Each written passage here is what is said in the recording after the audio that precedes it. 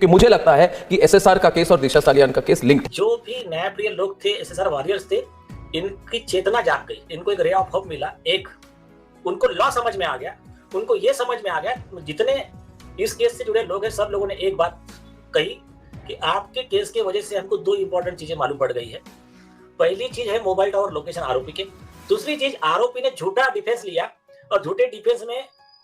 उसी ग्राउंड पे उसको सजा हो सकती है, Bombay high court supreme court का जजमेंट। इस मुद्दे पे आज तक किसी ने बात नहीं किया था। सुशांत राजपूत के जाने के बाद जिस तरीके से ये मामला शांत हुआ था, उम्मीद नहीं थी कि इतनी जल्दी ये मामला फिर से जाग जाएगा और साथ में दिशा केस को लेकर फाइल बंद कर दी गई थी और इस मामले में एसआईटी का गठन हो गया और आखिरकार फिर से बीजेपी के कई बड़ी मंत्री सामने निकल के आकर ये दावा कर रहे हैं कि भैया ये मामले में तो गड़बड़ थी। और क्यों आखिरकार इस मामले में जब जब इलेक्शंस करीब आते हैं तो मामला उठ जाता है, क्या इस बार फाइनली न्याय मिल जाएगा? वहीं पे कहा जा रहा है कि हमने हाल ही में एक बॉलीवुड के एक्टर को हार्ट अटैक आते हुए देखा, पर फिलहाल अच्छी न्यूज निकल के आ रही कि वो सही है, पर हमने साथ में एक एक्ट्रेस को खो दिया, कम उम्र में उनको भी आया था हार्ट अटैक। पूरा मामला क्या है आपको बताएंगे डिटेल में, पर सबसे पहले आपसे अपील करेंगे अगर आप इस चैनल के अंदर नए हो तो वीडियो को लाइक करना, वीडियो को शेयर करना, चैनल को सब्सक्राइब करना बिल्कुल मत भूलना। जहां पर हम देख रहे हैं कि सुशांत मामला जो लगातार आगे तो बढ़ रहा है, पर इस मामले में कई सारे लोग बड़े बड़े सवाल उठा रहे हैं, कई सारे लोग अपने अपने बयान सामने लाकर रख रहे हैं और कई सारे लोग ये दावा कर रहे हैं कि भैया इस पूरे मामले में बहुत सारी वो चीजें हैं जो सामने निकल के नहीं आ रही हैं। पर आखिरकार इसी के बीच नारायण राणे हो या उनके बेटे नीतीश राणे हो जो बीजेपी से ताल्लुक रखते हैं, कहा जा रहा है कि सत्ता में उनकी पार्टी है और साथ ही साथ पिछले 3 साल से हम देख रहे हैं कि लगातार वो बयान ये दे रहे हैं कि सुशांत दिशा के साथ गलत हुआ। यहाँ तक कि नीतीश राणे जी ने तो पेन ड्राइव भी शो कर दी थी कि उनके पास सारे सबूत हैं। अब कहा जा रहा है कि जब से मामला एसआईटी के पास गया है दिशा केस में, तब से कहा जा रहा है कि कई सारी चीजें सामने निकल के आ रही हैं, जहां पर कहा जा रहा है कि हाल ही में नारायण राणे जी ने बड़ा दावा करते हुए बोला कि दोनों का मर्डर था, वहीं पर बड़े नेता का नाम भी लिया और बोला कि वो अंदर जाएगा। इसी के साथ कहा जा रहा है कि उनके बेटे जो है वो भी लगातार खुलासे कर रहे हैं, पर साथ में देखा जाए तो सिटीजन कोर्ट ऑफ इंडिया का एक बहुत ही अहम रोल रहा है इस पूरे मामले में, क्योंकि जब से कहा जा रहा है कि सितंबर के आसपास ये मामला सिटीजन कोर्ट ऑफ इंडिया के अंदर उठाया गया था, वहां पर थे मौजूद जज साहब जिनका नाम था नीलेश ओझा जी। और जब कहा जा रहा है कि मामला सिटीजन कोर्ट ऑफ इंडिया के अंदर उठा तो कई सारे सुशांत के फैंस जिनको एसएसआर वॉरियर के नाम से जाना जाता है, वो वहां पर पहुंचे, उन्होंने अपनी बात रखी, कई सारे सबूत रखे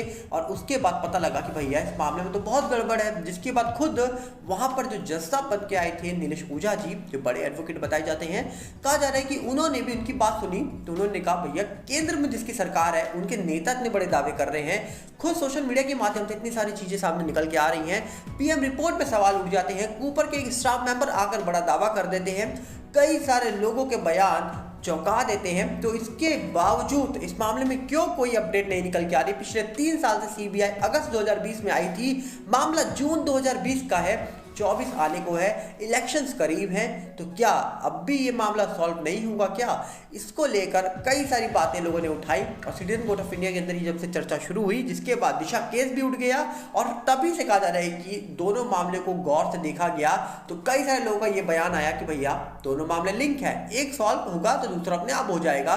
क्या आखिरकार दोनों में गुनहगार एक ही है, क्या अलग अलग है, या फिर मामला सिंपल है? इसको लेकर अभी भी चर्चा होती है कि मामला हत्या का, आत्महत्या का या एक हादसा का, इन तीनों में से क्या है ये पूरे मामला, जिसको लेकर अभी जांच एसआईटी कर रही है दिशा केस को लेकर। अब आने वाले वक्त में हो सकता है सच सामने आ जाए, क्योंकि जांच तेजी से हो रही है, पर जब बड़े बड़े लोगों के नाम आ जाते हैं सामने तब बार बार यही लगता है कि आखिरकार मामला अगर सिंपल था तो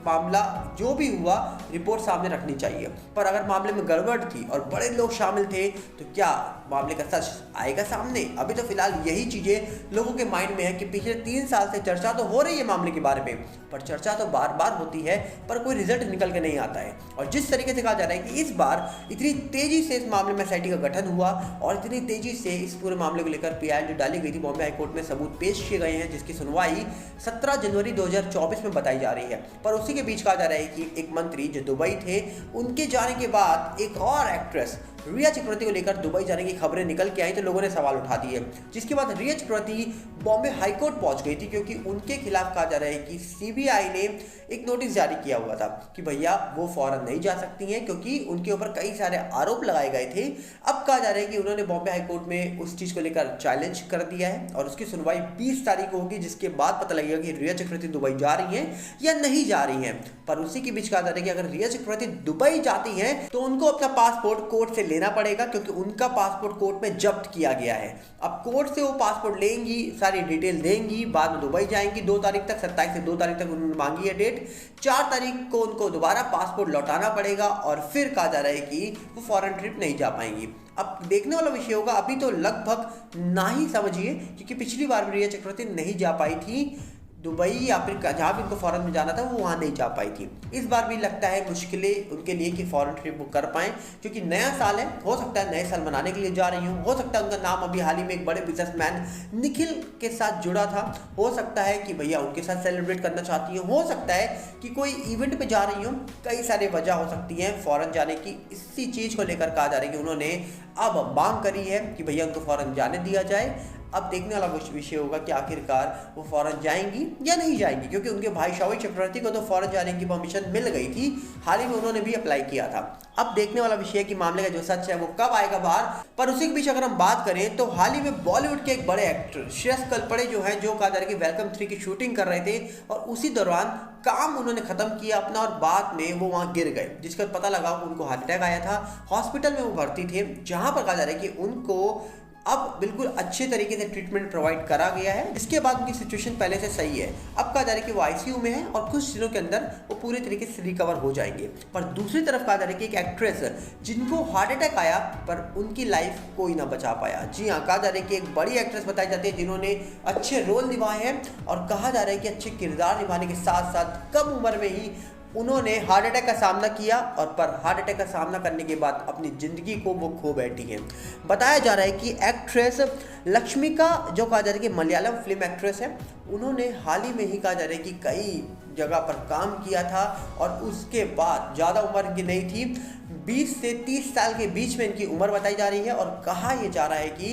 इनको जब हार्ट अटैक आया तो इनको हॉस्पिटल लेकर गए और बाद में लोगों ने सोचा कि इनको रिकवर कर लिया जाएगा, पर इनको रिकवर नहीं किया जा सका, जिसके बाद इनको अपनी लाइफ गंवानी पड़ी। जी हाँ, जहाँ पर कहा जा रहा है कि ये हार्ट अटैक के मामले लगातार बढ़ रहे हैं, क्योंकि इंडस्ट्री में हम आपसे पहले ही बता चुके हैं कई सारे मामले 2020 के बाद हार्ट अटैक के बढ़े हैं और कोविड के बाद इतने सारे हार्ट अटैक के मामले बढ़ने के पीछे बहुत सारी वजह हो सकती हैं। अब क्या असल में वजह है ये तो कोई नहीं जानता। जैसे किसी को हेल्थ इश्यू हो सकता है, पर जिनको हेल्थ इश्यू नहीं भी थे उनको भी हार्ट अटैक आया। ये क्यों आ रहा है, कैसे आ रहा है, इसको लेकर बड़े सवाल निकल के आ रहे हैं सामने। पर जिस तरीके से कहा जा रहा है कि बॉलीवुड के एक्टर श्रेयस कलपड़े को हार्ट अटैक आया, उस तरीके से कहा जा रहा है कि उनको बड़ी जल्दी ट्रीटमेंट प्रोवाइड किया गया और बड़ी अच्छी तरीके से ट्रीटमेंट देने के बाद उनको अब बचा लिया गया है। कहा जा रहा है कि आईसीयू में है, ये उनकी फैमिली की ओर से स्टेटमेंट निकल के आया था। 3-4 दिनों के अंदर वो रिकवर हो जाएंगे और आईसीयू से वो नॉर्मल वार्ड में शिफ्ट हो जाएंगे। पर वेलकम 3 की शूटिंग नहीं रुकी है, अक्षय कुमार ने वेलकम 3 की शूटिंग कंटिन्यू रखी है, ऐसा भी दावा हो रहा है। और श्रेयस कलपड़े उस फिल्म के अंदर एक अहम किरदार निभाने वाले हैं। उनके काम के बिना क्या शूटिंग पूरी हो जाएगी? फिलहाल तो ऐसा लगता नहीं है। हो सकता है उनके जो भी रोल्स हैं या उनके सीन्स हैं वो बाद में शूट किए जाए। आपको क्या लगता है? और आखिरकार यहाँ पर सुशांत निशा केस को लेकर जिस तरीके से सब चीज़ें निकल के आ रही है, क्या अब इलेक्शन से पहले मिल जाएगा दोनों को न्याय? ये तो आने वाले वक्त में ही पता लगेगा। पर हम आपसे उम्मीद करेंगे, आपको जो कुछ लगता है आप अपनी राय कमेंट्स में रखिएगा। हम मिलेंगे बहुत जल्दी। साथ में आपसे अपील करेंगे, अगर आप इस चैनल के अंदर नए हो तो वीडियो को लाइक करना, वीडियो को शेयर करना, चैनल को सब्सक्राइब करना बिल्कुल मत भूलना। और साथ हमारा नया चैनल सागर भल्ला रिव्यू के साथ भी जुड़िएगा, जिसका लिंक आपको डिस्क्रिप्शन में मिलेगा। और फेसबुक का नया चैनल सागर भल्ला, उसके साथ भी जुड़िएगा, जिसका लिंक भी आपको डिस्क्रिप्शन में ही मिलेगा।